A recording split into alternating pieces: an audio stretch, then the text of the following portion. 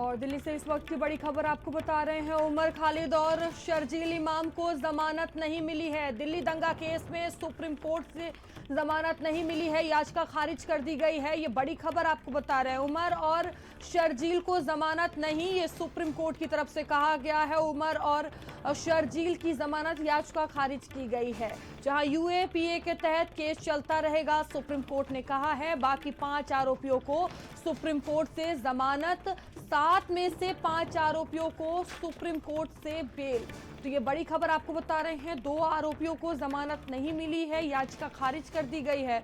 वहीं 5 को जमानत दे दी गई है। दिल्ली दंगा का ये पूरा मामला है। जिस तरह से दिल्ली में दंगे हुए, 20 से 21 लोगों की जान गई थी और इस मामले में देखिए सभी आरोपियों को लेकर आज मामले में सुनवाई हो रही थी। सुप्रीम कोर्ट ने मामले में सुनवाई किया और उमर खालिद और शर्जील इमाम को जमानत नहीं दी गई है। कोर्ट ने साफ इनकार कर दिया है।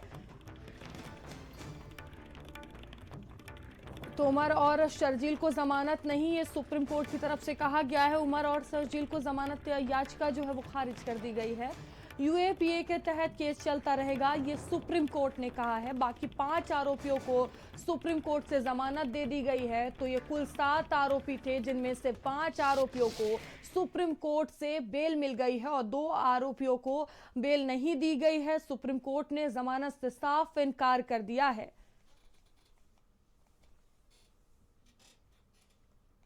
और दिल्ली ब्यूरो चीफ स्वाति पाठक हमारे साथ जुड़ चुकी हैं। स्वाति, मामले को लेकर सुनवाई चल रही थी। उमर खालिद और शर्जील इमाम को जमानत नहीं मिली है और 5 को जमानत मिल गई है। क्या कुछ हुआ सुनवाई के दौरान?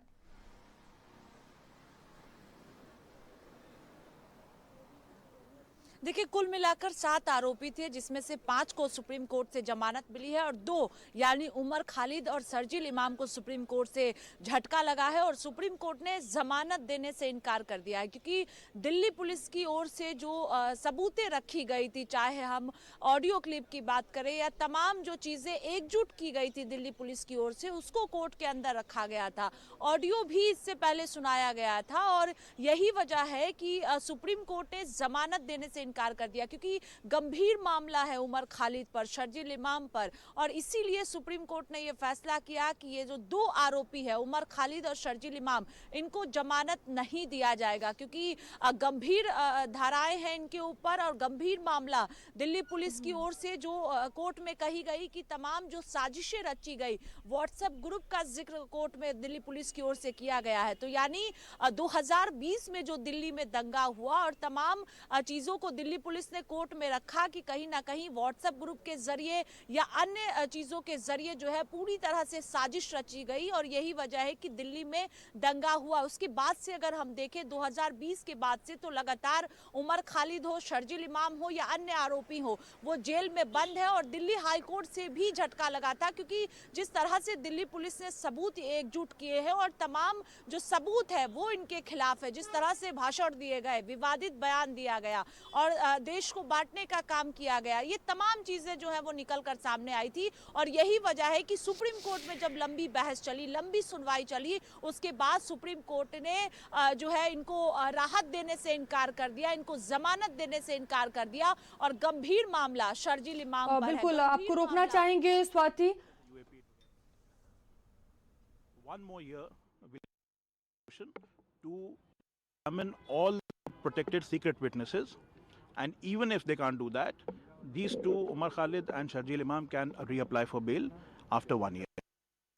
Bail, we're all very happy for them, and frankly, it is 5 years too late, and we hope that they'll be able to go on with their lives. Ultimately, 5 long years, it was a long struggle.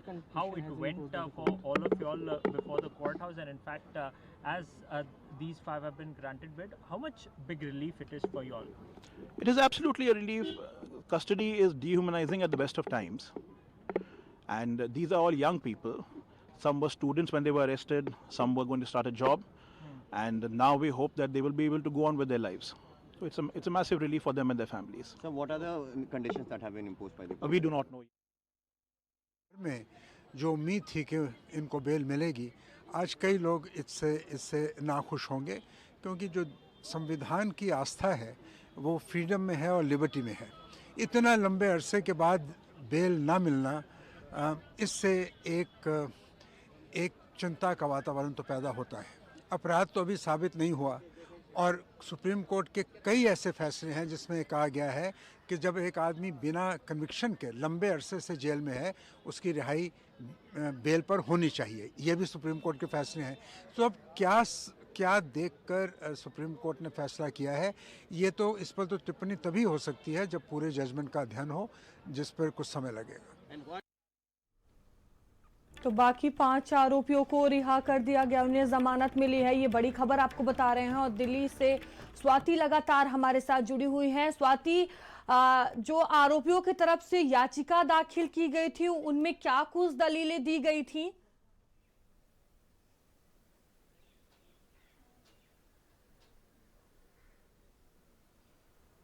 देखिए, सबसे बड़ी बात ये भी है कि supreme court में जब आज सुनवाई हो रही थी और फैसला दिया गया है तो ये भी तय है कि अब उमर खालिद की बात हो या शर्जील इमाम की बात हो, 1 वर्ष तक जमानत अर्जी जो है वो दाखिल नहीं कर पाएंगे। ये भी जो है वो आज जो फैसला दिया गया है उसमें अगर हम देखें तो, क्योंकि जिस तरह से सुनवाई चल रही है और लंबी सुनवाई इस पूरे मामले को लेकर हुई, एक पक्ष की ओर से तमाम दलीलें गई, दूसरे पक्ष ने भी तमाम दलीलों को रखा और सुप्रीम कोर्ट ने देखा, क्योंकि इससे पहले भी जब हुई थी कि ऑडियो क्लिप की बात की जाए या व्हाट्सएप ग्रुप जिस तरह से बनाया गया था उसका भी जिक्र दिल्ली पुलिस की ओर से कोर्ट में किया गया है कि जो दंगा दिल्ली में 2020 में हुआ उससे पहले जो है वो पूरी तरह से साजिशें रची जा रही थी। व्हाट्सएप ग्रुप के जरिए लोगों को जानकारियां दी जा रही थी, एकजुट किया जा रहा था। ये तमाम साजिशें पहले से रची जा रही थी। जामिया का भी जिक्र किया गया है उसमें कि जब जामिया में पूरी तरह से आपने तस्वीरें देखी होगी उस वक्त, और उसी वक्त से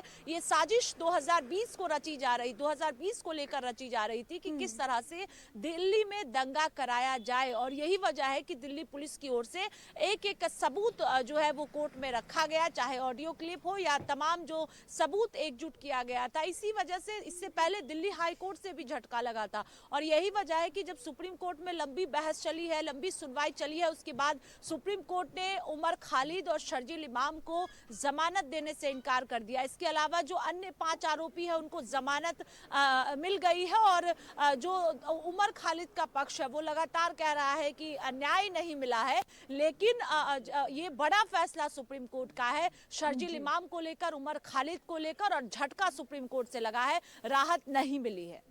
जी स्वाति, बहुत धन्यवाद आपका जानकारियों के लिए। तो बाकी 5 आरोपियों को सुप्रीम कोर्ट से जमानत मिल गई है, लेकिन 2 आरोपियों की याचिका खारिज कर दी गई है। साफ सुप्रीम कोर्ट ने जमानत देने से मना किया है। तो दिल्ली दंगे का ये पूरा मामला है और इसको लेकर अहम सुनवाई चल रही है। ये बड़ी खबर आपको बता रहे हैं।